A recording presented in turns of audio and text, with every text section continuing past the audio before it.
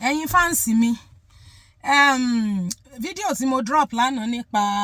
obìnrin tí a sọ wípé ọkọ rẹ̀ kì í súnmọ́ so mo rí oríṣiríṣi àwọn reactions lábẹ́ content yẹn then àwọn èèyàn míì náà wá DM tí wọ́n wá sọ fún mi mo ti rí táwọn kan sọ pé kò possible bóyá ó ní nǹkan tó ṣe ni ṣé ẹ rí screenshot tí mo gbé sórí fídíò yẹn. That was not the only conversation I had with that lady. We had further conversation that is confidential. So, mo sọ fún yín pé kò ṣe nǹkan kan. Gbogbo ẹ̀yin tẹ́ ń béèrè pé ó ti ṣe kinní kan ni, ó ti ṣe gbásàwo ni, kò ṣe nǹkan kan. Àwọn ọkùnrin míì wà bẹ́ẹ̀ yẹn tó máa dé pọ́n máa fẹ́ ìyàwó tán ní súnmọ́ ìyàwó yẹn tí ò dẹ̀ ń ṣe pókó wọn ò ṣiṣẹ́ àbí ìyàwó yẹn dọ̀tí àbó ṣe zìnà àbọ̀n ká mọ́ nǹkan kan tó kàn máa treat ẹ̀. There are people like that. Ṣé ẹ rí ilé ayé yìí pé ìgbà fa ayé yìí pé ìgbà ọlá wípé ní téèyàn bá wà níbi tí ara ti tùyàn èèyàn rò pé àwọn èèyàn yòókù ò mọ̀ ṣe ni. My dear fans and friends, ẹ má mọ̀ rò pé bóyá nítorí pé bóyá nǹkan kan bá wọ́ọ̀kì fún yàn tí ó sì wọ́ọ̀kì fún wọn ọmọ ṣe èmi ò ní ọmọbìnrin pé tán o Ọlọ́run nìkan 100% o ṣùgbọ́n òótọ́ ni kinní yẹn ó dẹ̀ ní gbogbo nǹkan lòún ti ṣe dẹ̀ fún gbogbo ẹ̀yin tẹ́ ń béèrè pé ń ṣe contact ẹni yẹn of course ó ní kí n má pè tí n bá pè yóò tún gbógun tòun yóò tún mọ bóun jà sí ni mo ti mọrú wọn pé even àwọn family ẹ̀ gan tóun sọ fún gan ṣe ni ó tún gbógun ti òun àwọn èèyàn míì máa ń ṣe even obìnrin míì náà máa ń ṣe tó jẹ́ pé fún tẹ́ni ẹ bá book section tó pay tó sanwó tó yẹ pé tẹ́ bá fẹ́ tún pe third party yóò tún sanwó tó yẹ pé ẹ pè yóò mọ̀ sọ fún yín pé ntán ní kò mọ̀ ṣe nǹkan lòún máa ṣe. Mo ti pe èèyàn obìnrin kan rí bẹ́ẹ̀ yẹn tó sọ pé ntọ́ lòun ò fẹ́ nǹkan kí n sọ fún pé òun ×7 problem yẹn ×7 lòun ò wà mọ̀ hùwà yẹn nísìn. I'm telling you so irú àwọn ọkùnrin míì wà bẹ́ẹ̀ yẹn tẹ́yìn ò bá rí bẹ́ẹ̀ ẹ mọ̀ sọ pé kò sáwọn tó ń rí bẹ́ẹ̀. You understand àwọn tó ń fẹ́ ìyàwó tí wọ́n bá ìyàwó wọn sùn tó jẹ́ pé ìyàwó yẹn ò dẹ̀ ṣẹ̀ wọ́n dẹ̀ pàtì for years wọ́n wà dáadáa then àwọn tí wọ́n tún wá sí DM tí wọ́n wá tún sọ pé tó bá yẹ pé òótọ́ lórí bẹ́ẹ̀ wọ́n ní ká sọ fún obìnrin yẹn pé kó lọ wáṣẹ́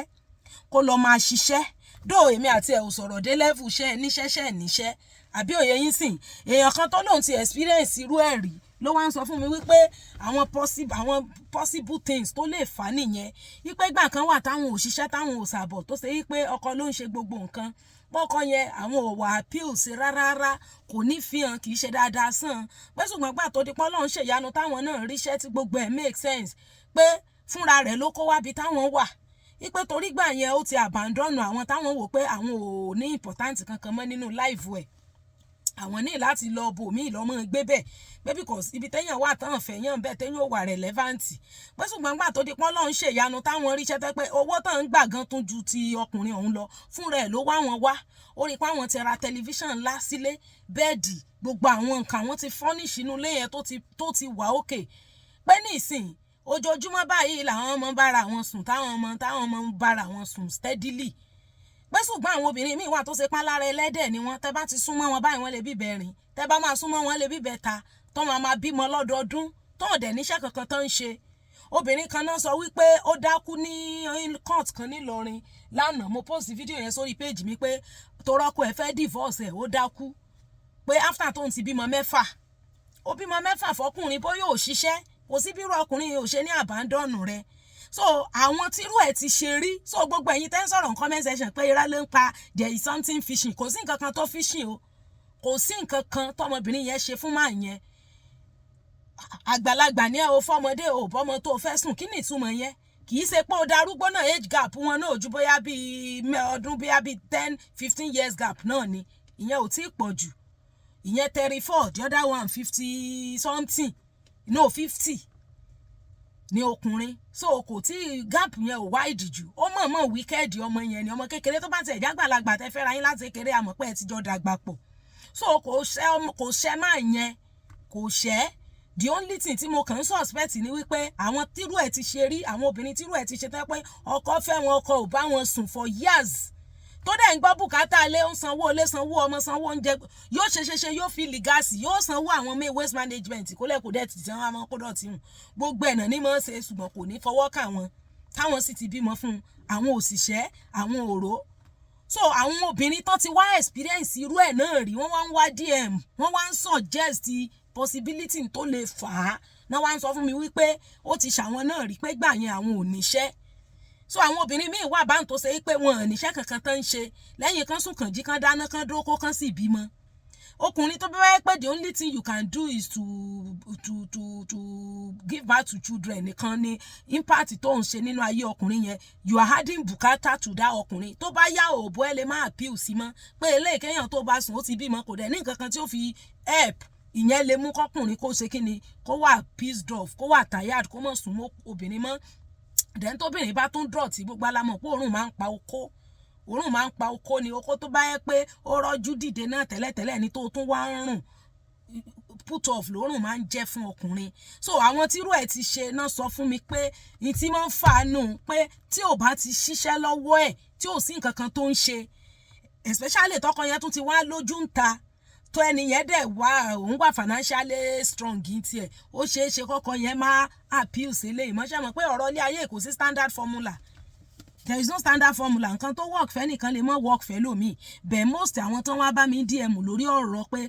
kọkùnrin mọ́ sùn mọ́ ìyàwó ẹ̀ yẹn tí ì sì ṣe pé ìyàwó yẹn ń rùn. Ṣé mọ̀ pé mo ní mo béèrè pé ṣé ẹ dọ̀tí ni ó lóun ò dọ̀tí, ṣé ẹ ṣẹ̀wọ̀n ni ó lóun ò ṣẹ̀wọ̀n.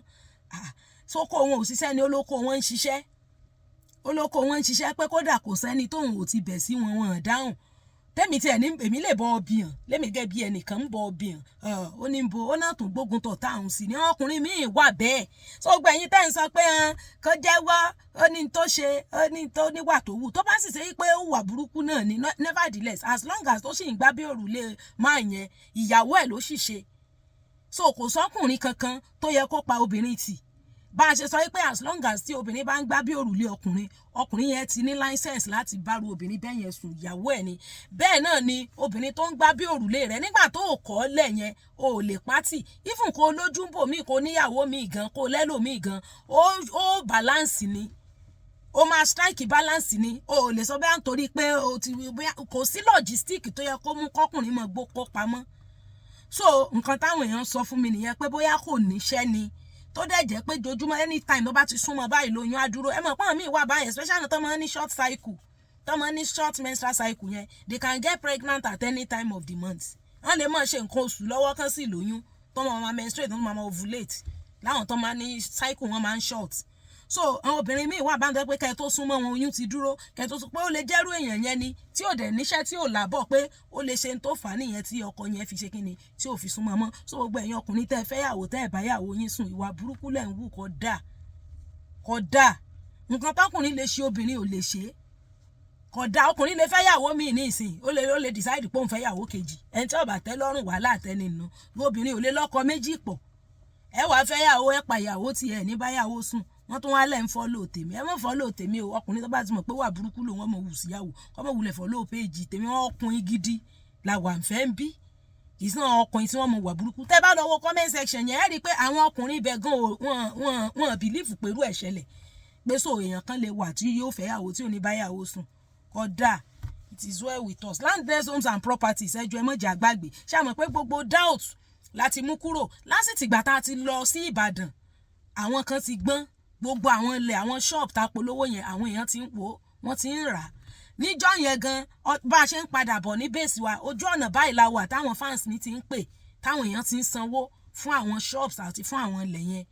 So ẹ jọ̀ọ́ ẹ má jẹ́ kí a fi àkókò ṣòfò bí sẹ́ òpẹ́ ni àìpẹ́sẹ́ gbogbo àwọn owó tẹ́ ẹ kó pamọ́ ẹ kó wọn bọ́ọ̀ta ẹ wá fi àwọn owó yẹn ra ilẹ̀ ní iléeṣẹ́ Landless Homes and Properties. A mọ̀ pé gbogbo doubt pé ṣé wọ́n nílẹ̀ tí wọ́n fáwọn èèyàn àti clear doubt yẹn then ẹ̀yin tẹ́ ń béèrè document R of O C of O survey government approval gbogbo everything ló ti ready and it is subject to verification tẹ́ bá fẹ́ verify you can come to my DM gbogbo àwọn nǹkan yẹn ló ti pé document yín ti complete so ilẹ̀ tó fọkànbalẹ̀ nílẹ̀ iléeṣẹ́ Landless Homes and Properties torí ẹ̀ ó wà lára tẹ́mi gan fi lọ Ìbàdàn láti lọ rèé fi ojú tó àwọn nǹkan yẹn and it was successful so ẹ ṣeun gan thank you so much.